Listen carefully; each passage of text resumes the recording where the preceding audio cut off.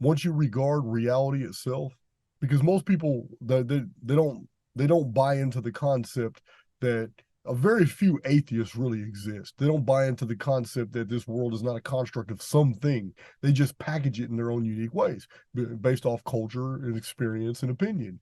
But once you regard reality as personable and that it is your friend, it becomes your friend. It's just to say the opposite is true. In any endeavor in your life, if you think opposition exists, then reality will reciprocate to make sure that you're not being a liar and that it will knit for you opposition to whatever you're trying to accomplish. It's going to let you write your own code. So the best way to move forward in life and whatever you want to do is to start regarding reality not as an agitator, not as something that is working against you, which is very easy to do and which is most people do. The best way is to wake up in the morning, be thankful for what you have and thankful for what you're about to receive, and regard reality as a friend. And once this is done, projected enough, I don't know what enough is, it all depends on your own personal dynamics. But once this is done, it becomes a feedback loop.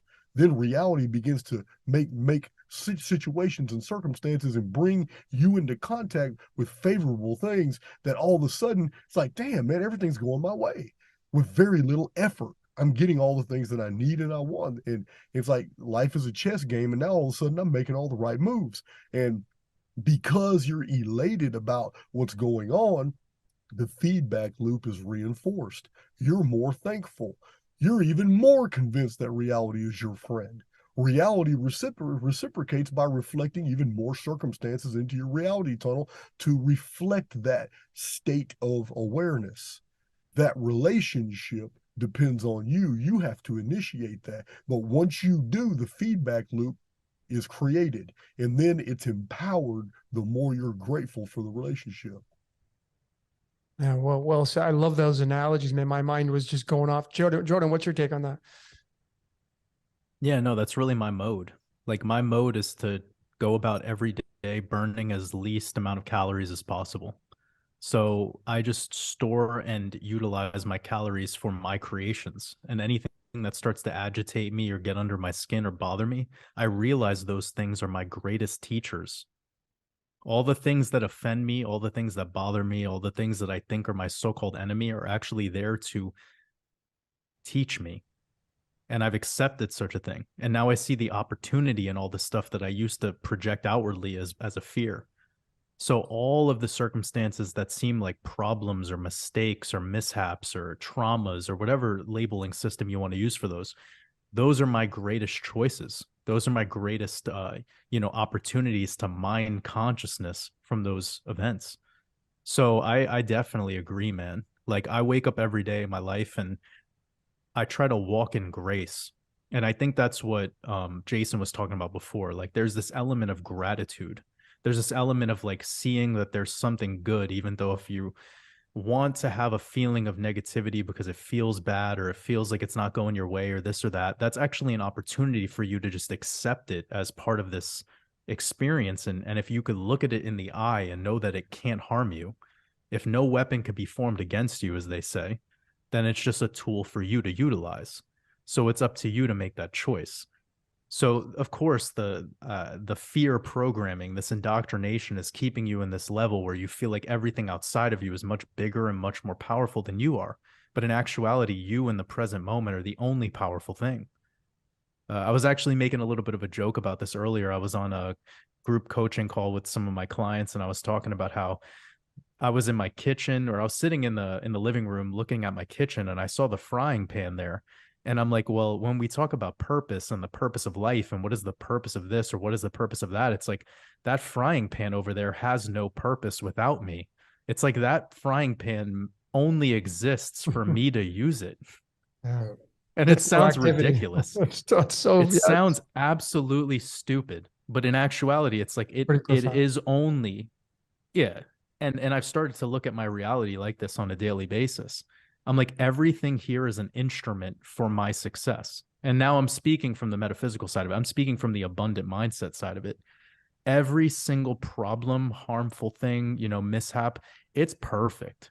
And my overall philosophy that I've been coming to lately is that there is no evil, there is no negativity, there is no problem, there is no issues.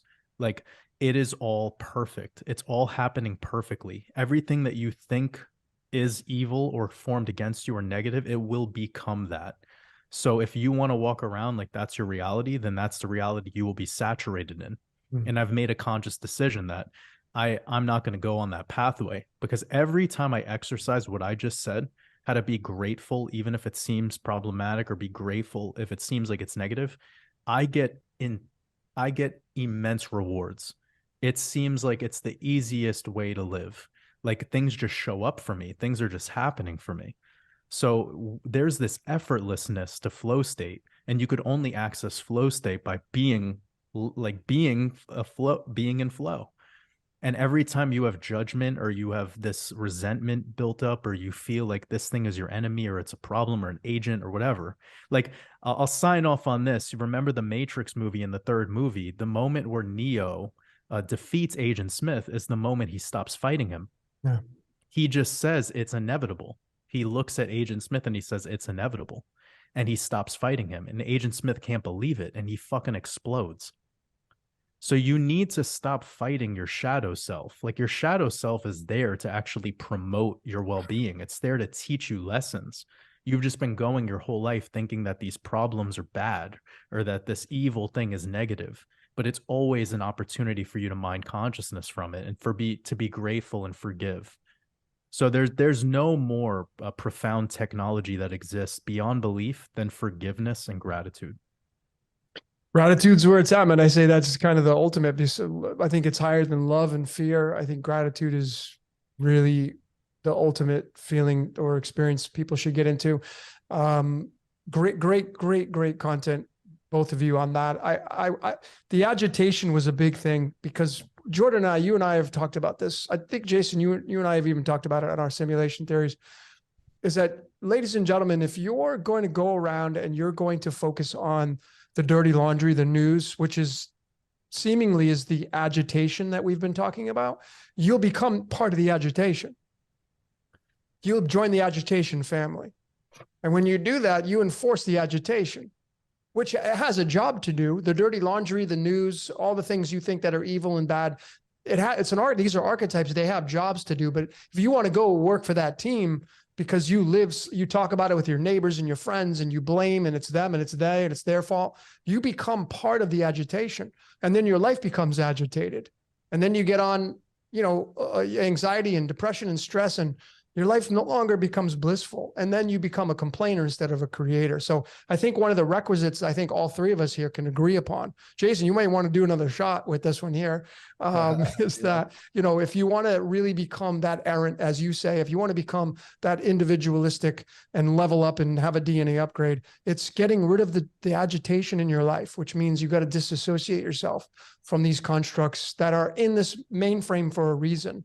It serves a purpose, but again, you got to choose that through, what we call free will, and be that, I like to call it, be that anomaly, an errant anomaly, et cetera, whatever you want to